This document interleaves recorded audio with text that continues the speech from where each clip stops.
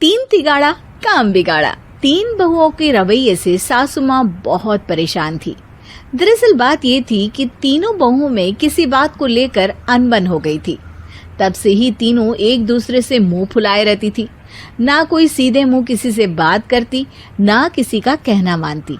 पड़ोसी भी इस बात को जानते थे और जाने कैसे कैसे बातें भी करते। इसीलिए सासू माँ ने तीनों बहुओं को तुरंत अपने कमरे में बुलाया। मैं कई दिनों से देख रही हूँ, तुम तीनों अलग अलग सारे काम कर रही हो।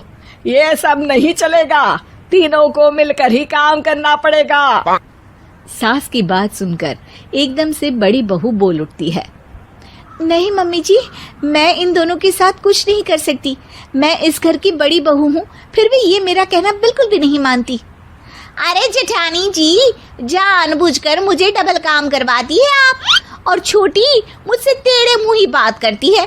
इन दोनों के बीच हमेशा सैंडविच बन जाती है मेरी, और मैं हमेशा आलू की तरह बीच में मसली जाती हूँ।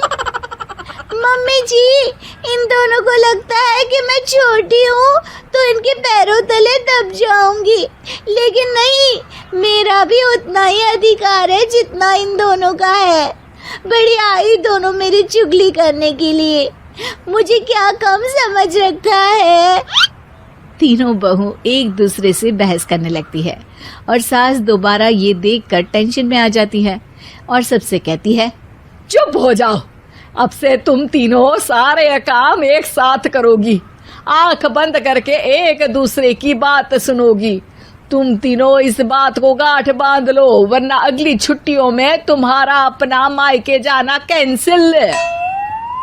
सास की बातें सुनकर डर के मारे तीनों हामी भर देती हैं। जी मम्मी जी, मैं समझ गई। हाँ मम्मी जी, जैसा आप कहें, आप जो कहेंगी मैं वही करूंगी। तीनों बहू सास की बात को गांठ बांध लेती है और वादा करती है कि अब से सारे काम वो तीनों एक साथ मिलकर ही करेंगी। ये सब देखकर सास खुश हो जाती है और वहां से चली जाती है। नीचे जाकर वो देखती है कि घर में शर्मा जी आए हुए होते हैं। सास जोर से आवाज लगाकर कहती है, अरे बहू, जरा चाय बनाकर तो लाना, शर्मा जी आए हैं। सास की बात सुनकर तीनों बहू तुरंत किचन की ओर भागती है और चाय बनाना शुरू कर देती है। मुझे तो एकदम मसाले वाली कड़क चाय पसंद है, तो हम शर्मा जी के लिए मसाले वाली चाय ही बनाएंगे। अरे नहीं दीदी, गर्मी के मौसम में मसाला चाय कौन पीता है? मैं तो शर्मा जी के लिए इलायची वाली चाय ही बनाऊंगी। ये कैसी बात कर रही हैं आप दोनों? मेरी मम्मी ने सिखाया है कि मेहमान को ज्यादा दूध और शक्कर वाली चाय देनी चाहिए, वरना वो घर वालों को कंजूस समझते हैं।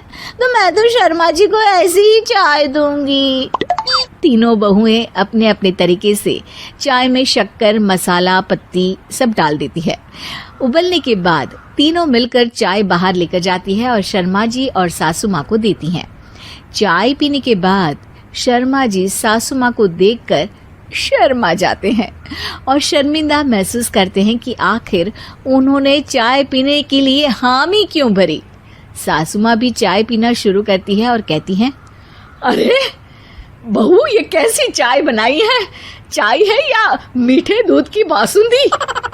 हाँ, चाय अच्छी नहीं लगी क्या? कोई बात नहीं, हम पराठा बनाकर लाते हैं। चलो चलो अंदर। हाँ चलो। हाँ, आती हूँ मैं भी। नहीं नहीं, मेरा पेट चाय ने ही चौपट कर दिया, वही काफी है।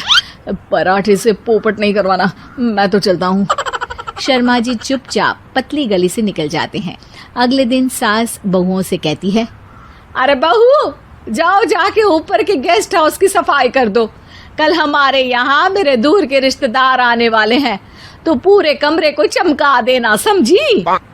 तीनों बहू सास की बात को मानकर ऊपर सफाई करने चली जाती हैं और तीनों कमरे की सफाई चालू कर देती है। बड़ी बहू मकड़ी के जाले साफ करती है, तो बीच वाली झाड़ू लगाना और छोटी वाली सर्फ डालकर जमीन धोना शुरू कर देती है। अरे दीदी, जेठानी जी, अभी मैंने पूरी फर्श धोई और आप फिर से धूल नीचे गिरा रही हैं।